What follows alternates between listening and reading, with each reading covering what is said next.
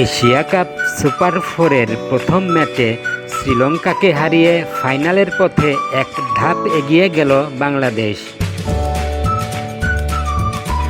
Toss হেরে প্রথমে bat করতে নেমে শ্রীলঙ্কা নির্ধারিত ২০ ওভারে ৭ উইকেটে তোলে ১৬৮ রান। শ্রীলঙ্কার পক্ষে দাসুন সানাকা ৩৭ বলে অপরাজিত ৬৪ রান করেন। এছাড়া কুশল মেন্ডিস করেন ২৫ বলে ৩৪ রান।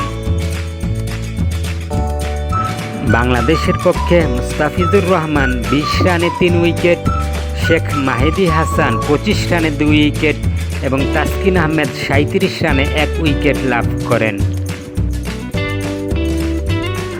জয়ের জন্য ১৬৯ রানের টার্গেটে ব্যাট করতে নেমে বাংলাদেশ ১ বল এবং ৪ উইকেট হাতে রেখে লক্ষ্যে পৌঁছে যায়।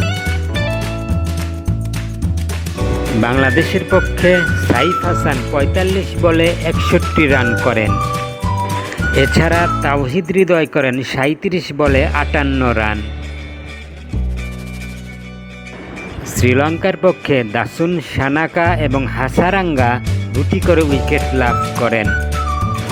এছাড়া দুষ্মান্থা চামিরা এবং নুয়ান থুসারা ১টি করে উইকেট লাভ করেন। ওপেনার সাইফ হাসান ৪৫ বলে ৬১ রানের জন্য ম্যান অফ দ্য ম্যাচ নির্বাচিত হন।